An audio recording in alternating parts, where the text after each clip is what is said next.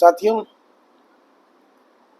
आज हम mains level का पजल सॉल्व करेंगे और पहला ही पजल हम 3 वेरिएबल का करेंगे।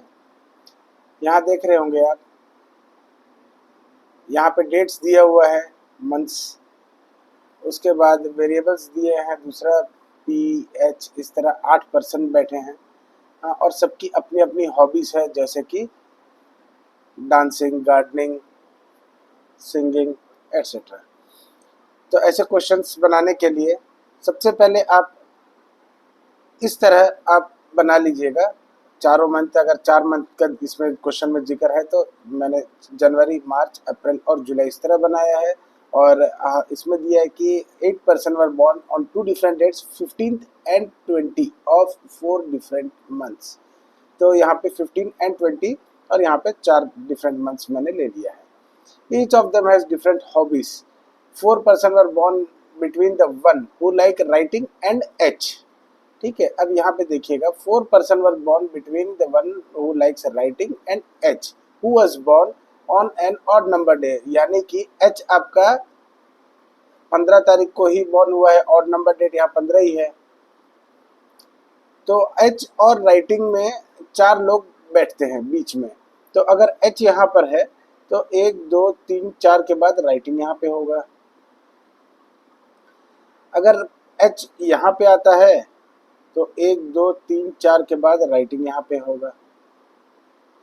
अगर एच यहाँ पे आता है तो फिर देखिए, राइटिंग जिसकी हॉबी है वो कहीं बैठ ही नहीं सकता। 1 2 3 4 के पहले कोई मंथ नहीं है या इसके बाद भी नहीं। तो एच ऑब्वियसली अब एक लास्ट पोजीशन बचता है, वो यहाँ पे 1 2 3 4 के बाद यहाँ पे राइटिंग की प्लेस आ सकता है। तो ये पहला जो ये कंक्लूजन था, ये मैंने डेफिनेट में यानी कि पजल में बैठा दिया है। मेंस लेवल का पजल है तो मैं 4 एजम्पशंस लेके चलता हूँ, अगर प्री लेवल के हैं तो 2 एजम्पशंस में हो जाता है। पी लाइक्स, अब यहाँ दिया है P likes neither singing nor writing. यहाँ पे हम लिख लेंगे, पॉसिबल कंडीशन है ये, P likes neither singing nor writing. ना उसको गाना पसंद है ना लिखना पसंद है। But born in the month which has lowest number of days. Lowest number of days यानी कि जनवरी, मार्च, अप्रैल, मई में, अप्रैल जुलाई में आपका सिर्फ अप्रैल मंथ ही है जहाँ पे 30 डेज है लोवेस्ट डेज। तो पी जो है वो अप्रैल में ही पैदा होगा।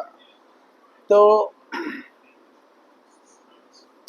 अब यहाँ पे जैसे जैसे मैं पुट कर रहा हूँ तो मैं चीज़ों को देख रहा हूँ कि पजल में भी एक नज़र मार लेता हूँ। जैसे यहाँ पे आप देख रहे होंगे, पी जो है राइटिंग पसंद नहीं करता लेकिन अप्रैल में ही पैदा होता है। तो फर्स्ट केस में यहाँ पे आपके पास पी का एक ही पोजीशन बचेगा, वो यहाँ पे।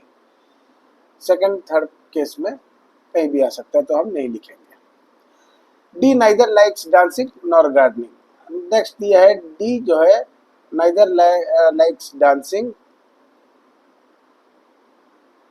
Nor likes gardening. उसके बाद दिया है P neither born immediate nor born before immediate H, यानी बोल रहा है पी जो है वो एच के इमीडिएटली पहले या बाद में नहीं पैदा होता। The one who likes singing born immediately before D. यहाँ पे देखिए कह रहा है डी के ठीक पहले सिंगिंग वाला पैदा होगा। और बोला है both were born in different months. ये बहुत इंपॉर्टेंट लाइन है। यहाँ पे देख रहे होंगे दोनों एक दूसरे के, अगर सिंगिंग डी से पहले हो और वो दूसरे महीने में हो तभी पॉसिबल है जब आपका डी जो है वो 15th में होगा और सिंगिंग जो है वो यहाँ 20th में होगा पिछले महीने के। समझ रहे होंगे आपके, है ना। अगर जैसे डी अगर यहाँ पे होगा तो सिंगिंग यहाँ पे होगा। अगर डी यहाँ पे होगा अप्रैल 15 को तो उसके ठीक पहले 20 मार्च को सिंगिंग होगा, है ना। तो इसका कहने का ये मतलब है। अब आप यहाँ पे देख रहे होंगे, अब डी का जो पोजीशन है वो इसी में से होगा, है ना। एक्स का हो गया तो मैं काट देता हूँ यहाँ पे। अब देख रहे होंगे B and the one who likes cooking were born on even number date, यानी कि जिसको कुकिंग पसंद है और बी, ये जो है बीच में ही पैदा हुआ है, जिसको कुकिंग पसंद है और जिसको सिंगिंग बी। ठीक है, ये मैं लिख के रखता हूँ सो दैट कि अपने को पजल में दोबारा झांक के देखने की जरूरत नहीं पड़ेगी। Even number date. उसके बाद बोला है the number of person born before D is two less than the number of person born after G, यानी कि डी के जितने पहले पैदा हुए हैं अगर उसमें 2 जोड़ दिया जाए तो वो हो जाएंगे जी के बाद जितने पैदा हुए हैं, है ना। ये पॉइंट देख लीजिए, फिर से मैं बताता हूँ। The number of person born before D is two less है, तो अगर ऐड करेंगे तो वो इक्वल हो जाएगा किससे, जी के बराबर वाले से। ठीक है, ये पॉइंट समझ में आया। अगला है she was born 2% before the one who likes travelling. यहाँ बहुत इंपॉर्टेंट पॉइंट है, देखिए ट्रेवलिंग के पहले में 2% बिफोर सी पैदा हुआ है। ठीक है, सी वॉज बॉर्न 2% बिफोर सी, यानी एक ट्रेवल वाला खुद है और एक दूसरा। ठीक है, तो इसमें गलती से ट्रेवल और सी के बीच में दो लोग को मत घुसेड़ दीजिएगा, ओनली 1% आएगा बीच में। और एल्स अगर ऐसा कह रहा है she was born 2% before the one who likes travelling, मतलब ट्रैवलिंग वाले को ऐड किया है, ट्रैवलिंग वाला और 1%, दो लोग के पहले सी पैदा हुआ है। 3% were born between C and O, 3% born between C and O who does not like writing. अब यहाँ पे कह रहा है O does not like writing. उसके बाद के was born 2% after the one who likes reading. अब सिमिलरली जो रीडिंग जो करता है उसके बाद में एक छोड़ के was born. K neither likes dancing nor painting, K जो है neither likes dancing nor painting. अब जब इतना आप ये पूरा पजल को मैंने अभी सारा डिकोड करके मैंने अपने लैंग्वेज में यहाँ पे लिख लिया है। अब कभी भी याद रखिएगा मेंस लेवल के पजल को सॉल्व करते समय आप जो भी कुछ लिख रहे हैं एक एलिजिबल तरीके से लिखेंगे, बहुत ही नीट एंड क्लीन तरीके से आप पॉसिबल कंडीशंस लिखेंगे, क्योंकि आपको दोबारा आप पजल के अंदर झांक के देखने की जरूरत ना पड़े। तो अभी देखिए मैं एक एक कंडीशन कैसे पुट करता हूँ। अब जैसे यहाँ पे एच और पी हो गया है, डी के ठीक पहले सिंगिंग यहाँ पर है ना, तो डी के बारे में ये दो हमें इंफॉर्मेशन गिवन है। तो अभी देखते हैं डी कहाँ हो सकता है। डी क्या यहाँ बैठ सकता है जुलाई 15 को? नहीं बैठ सकता, क्योंकि ठीक उसके पहले वाला जो है उसकी हॉबी सिंगिंग है, लेकिन यहाँ पे राइटिंग ऑलरेडी गिवन है, तो यहाँ पे डी नहीं आएगा। डी का लिए एक ही पोजीशन बचता है, वो है 15 मार्च, तो डी यहाँ पे आएगा, सिंग यहाँ पे आएगा। सिमिलरली डी यहाँ तो आ नहीं सकता, डी यहाँ आ सकता है या डी यहाँ आ सकता है। ठीक है, यहाँ पे 2 ऑप्शन है, तो ये अभी पार्शियली ही हुआ है, इसलिए अभी इसको रखिए। अब ये देखिएगा d+2 इक्वल्स टू जी के बाद, तो d+2 यानी डी के पहले अगर 2 लोग हैं तो जी के बाद 4 लोग होंगे, तो जी जो है यहाँ पे आ जाएगा इस पहले केस में। अब देखिए यहाँ अगर डी के पहले एक भी नहीं है तो जी के बाद यहाँ पे 2, यानी जी यहाँ आ सकता है। अगर डी यहाँ है, अगर डी यहाँ है तो 4 2 6, तो 2 2 4 2 6, यानी जी यहाँ आ सकता है। तो यहाँ पे 2 ऑप्शन अभी बन रहे हैं, है ना। और यहाँ पे डी यहाँ नहीं आ सकता है, तो डी का एक ही पोजीशन बचता है, वो यहाँ पे सिंगिंग वाला यहाँ पे आएगा।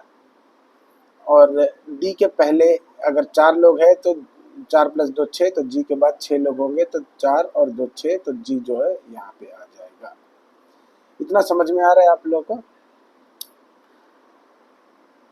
इसके बाद फर्दर आप देखिए, यहाँ पे 3 लोग होंगे, सिंगिंग राइटिंग हो गया, अब कुक भी बचता है यहाँ पे। सिमिलरली अब एक बार जब नज़र दौड़ाएंगे इसमें, अब ये 2 केस हुए। यहाँ पे आप 4th केस जो मैं अभी खाली छोड़ा, हो सकता है आप यहाँ लगा के आप चल सकते हैं। यहाँ एच लिखा, यहाँ राइटिंग लिखा। अब देखिएगा डी के यहाँ पे 2 पोजीशन बन रहे थे ना, या तो डी यहाँ पे आएगा या फिर डी यहाँ पर आएगा। अगर डी यहाँ पर आएगा तो सिंगिंग जो है उसके ठीक पहले है, अगर डी यहाँ पर है तो सिंगिंग उसके सॉरी यहाँ पे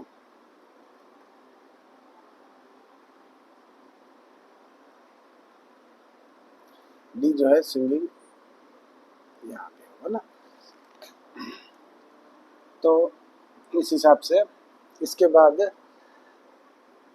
ये जो मेरा कंडीशन फुलफिल हो गया, मैं इसको गोला कर दूंगा सो दैट मुझे अब इसकी ओर देखने की जरूरत ना पड़े।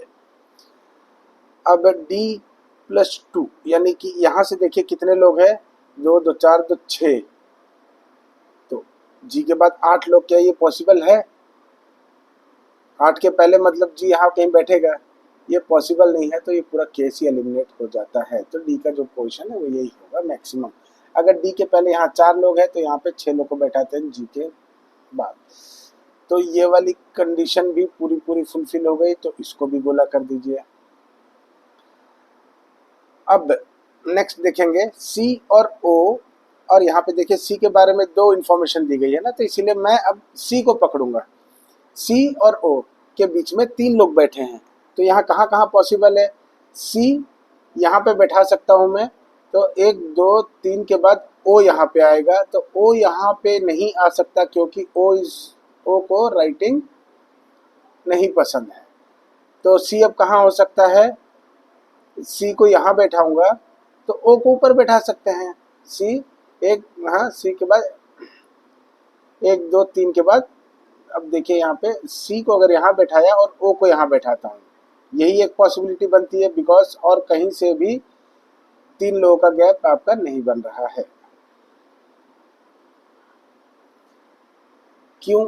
अब आप कह रहे होंगे यहाँ पे भी सी आ सकता है, लेकिन आप इसको गौर कीजिएगा, सी के 1 के पहले ट्रेवल होगा यहाँ पे,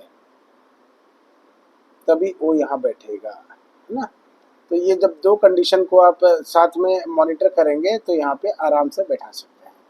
सिमिलरली यहाँ पे देखिए कहाँ कहाँ आ सकता है, सी ओ या फिर, अच्छा अब ये देखिएगा पी तो यहाँ पे श्योर शॉट होगा क्योंकि यहाँ डी बैठ गया है, पी यहाँ श्योर शॉट होगा क्योंकि अप्रैल में पी बैठता है, ये गिवन था।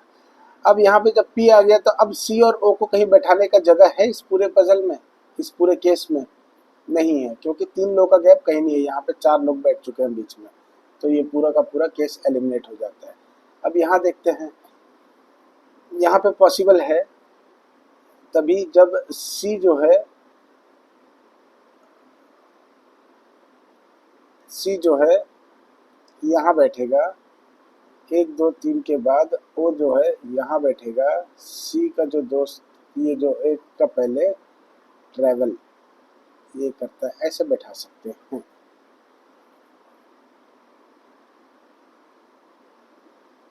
उसके बाद अब आप देखेंगे पी और एच आजू बाजू नहीं बैठता बोल रहा है, तो यहाँ पे तो पी और एच आजू बाजू आ रहे हैं, ये तो केस वैसे ही खत्म है, इसके बारे में ज़्यादा सोचने की जरूरत ही नहीं है।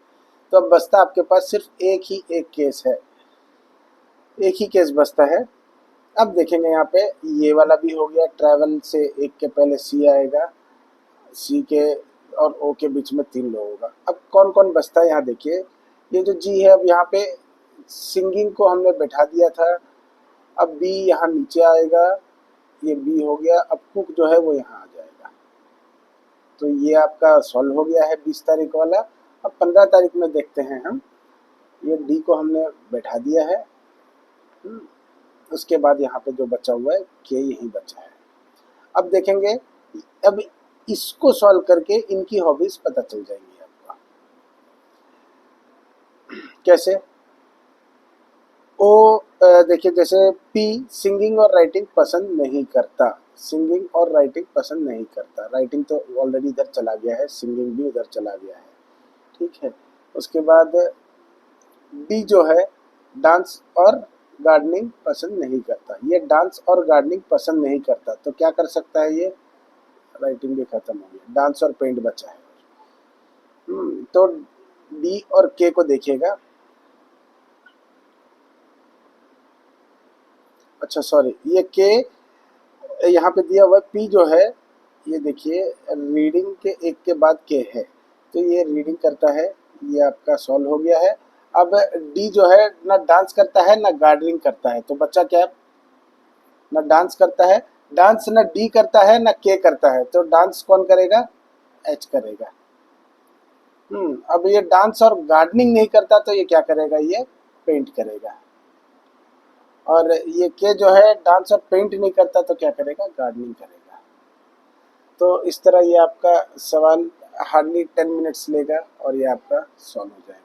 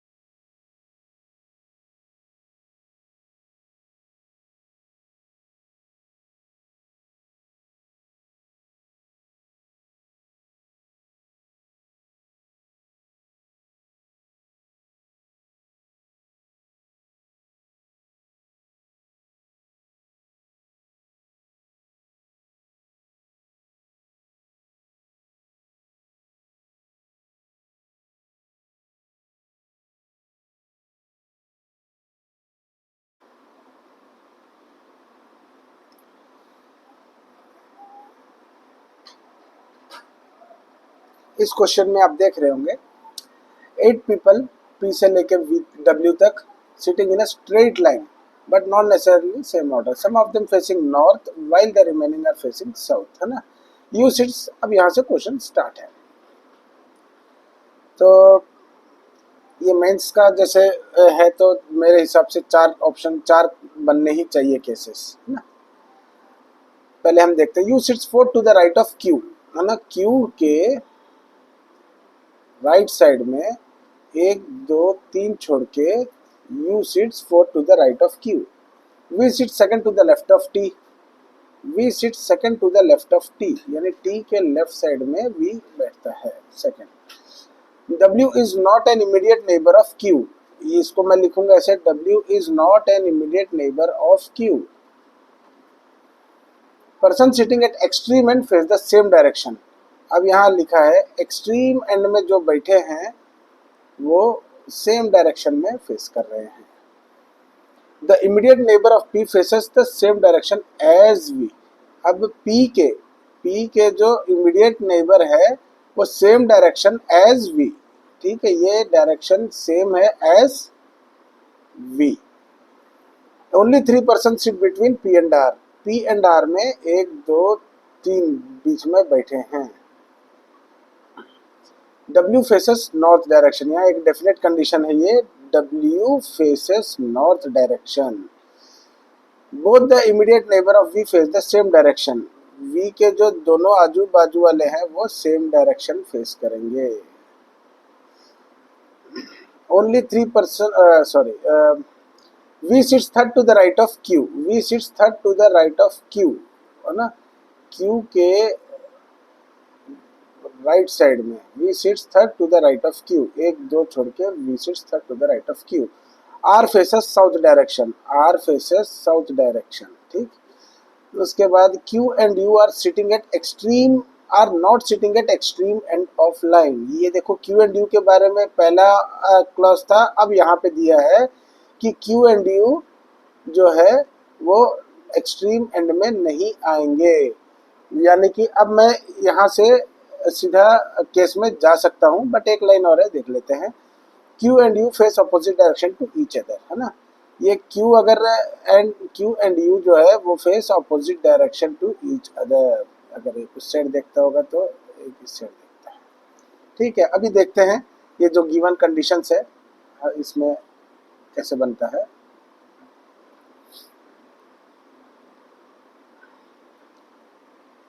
एक 2 3 4 5 6 7 8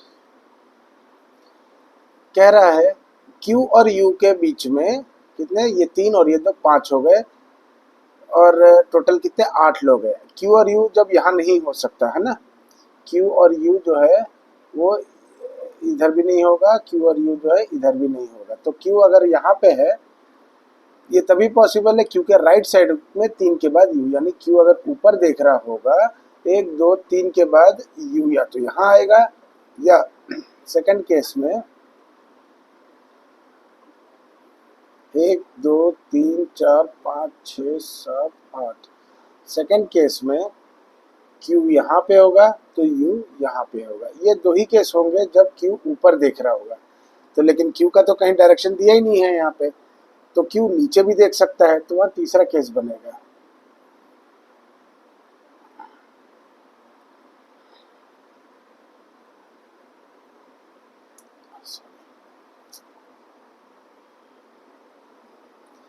एक 2 3 4 5 6 7 8, अब यहाँ पे Q और U लास्ट में तो है नहीं, है ना, तो इसीलिए Q हो सकता है यहाँ पे हो, अगर ये नीचे देख रहा है तो 1 2 3 के बाद ये U जो है वो यहाँ प्लेस हो सकता है, क्योंकि Q के राइट साइड में है U। अब एक और लास्ट केस 4 बनेगा यहाँ पे, 1 2 3 4 5 6 7 8, अगर Q यहाँ पे है तो U जो है यहाँ पे, Q लेकिन नीचे देख रहा होगा। अब ये 4 केस आपके सामने है। तो जैसे कि मैंने बताया था, जो केस फुलफिल हो जाते हैं उसको मैं गुला कर देता हूँ, आप भी ये फॉलो कीजिएगा।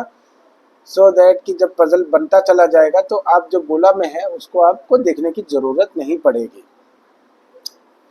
अब यहाँ पे कह रहा है Q and U face opposite direction to each other ना, तो Q अगर ऊपर देख रहा है तो U नीचे देख रहा होगा, अगर Q ऊपर है तो यहाँ पे U नीचे देख रहा होगा, Q ऊपर देख रहा है तो U नीचे, अगर Q नीचे देख रहा है तो U ऊपर।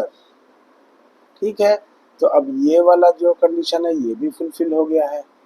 ठीक है, उसके बाद अब देखिएगा Q के बाजू में W नहीं बैठेगा, यानी कि W इधर भी नहीं बैठेगा, इधर भी नहीं बैठेगा। W जो है Q के इर्द गिर्द नहीं बैठेगा, तो उसको भी मैं पजल में मार्क कर लेता हूँ।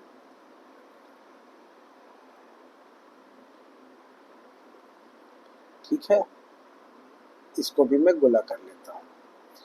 अब नेक्स्ट क्या दिया है, ये Q है, यहाँ पे Q है। देखिए Q का डायरेक्शन भी पता है, तो Q के 2 के बाद V बैठेगा, तो Q के राइट साइड में 1 2 के बाद में यहाँ V बैठेगा, यहाँ V बैठेगा, यहाँ पे V बैठेगा और यहाँ V बैठेगा।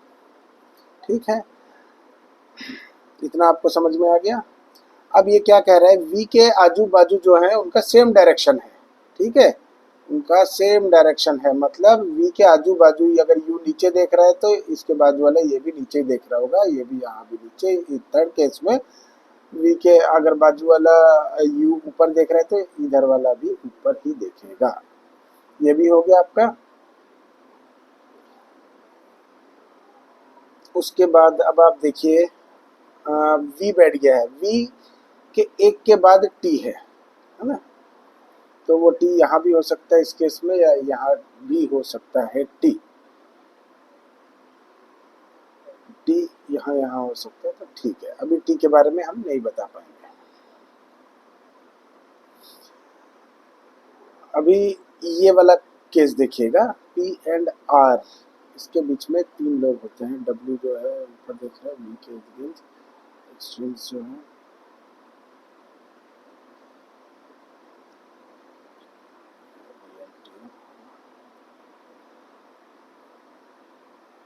अब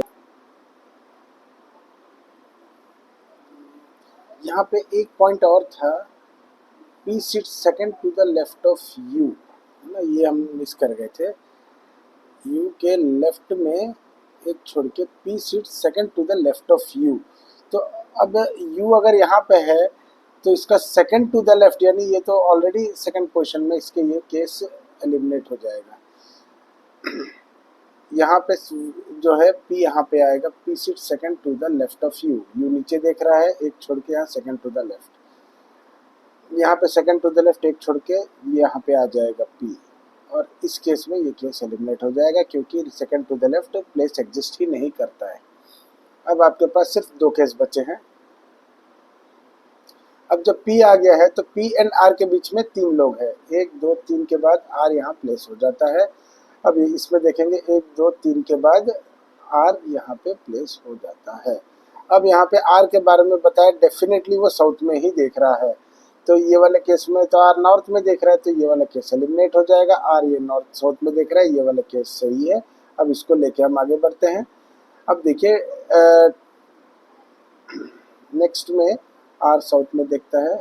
ठीक है, अब P एंड R में 3 लोग का होता है, ये भी हो गया है। अब P जब आ गया है तो P के जो इमीडिएट नेबर जो भी है वो सेम एज V, है ना। अब P जब ये पहले ही बताया कि जब लास्ट में जो है वो सेम देखेंगे। ठीक है, P के जो बाजू वाला है वो भी सेम एज V, V का भी अभी डायरेक्शन हमें नहीं पता, V का भी डायरेक्शन हमें अभी नहीं पता।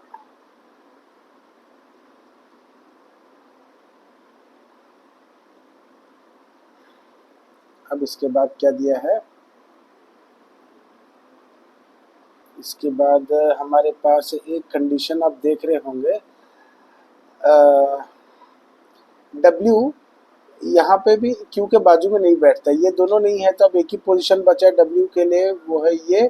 तो सिमिलरली अब अगर ये बैठ गया है तो अब T और V के बीच में एक जगह है, वो हो जाएगा यहाँ पे। अब ये तब होगा, अब ये भी बताया कि T के लेफ्ट में एक छोड़ के V बैठता है, लेफ्ट छोड़ के मतलब टी अगर नीचे देख रहा होगा तभी लेफ्ट छोड़ के वी यहाँ पे बैठता है। तो आपका ये भी सॉल्व हो गया। अब क्या बचता है, डब्ल्यू जो है वो नॉर्थ में देख रहा है, डब्ल्यू जो है वो नॉर्थ में देख रहा है, ठीक है।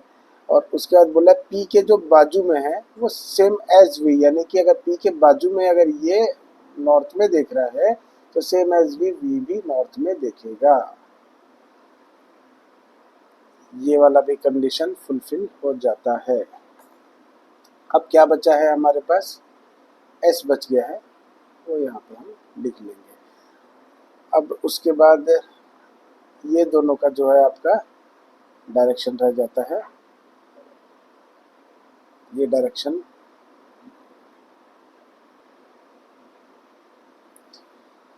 अब यहाँ पे एक और पॉइंट था, only one of the immediate neighbours of W faces north direction, यानी कि अगर only one of the neighbour of W faces north direction का मतलब है डब्ल्यू का जो एक नेबर है वो नॉर्थ में देखेगा, कोई एक, ये साउथ में है तो ये नॉर्थ, तो ये एस बी साउथ, क्योंकि एक्सट्रीम एंड में जो बैठे हैं दोनों सेम डायरेक्शन में देख रहे होंगे। ये पजल भी आपका मुश्किल से 6 से 7 मिनट में सॉल्व हो जाता है, क्योंकि इसमें ज़्यादा वेरिएबल्स नहीं है, इसमें 2 ही वेरिएबल्स थे, स्ट्रेट लाइन में बैठे हैं और ये 8 वेरिएबल्स बस, है ना। ये कोई नॉर्थ में कोई साउथ में, बस इतना ही था इस क्वेश्चन।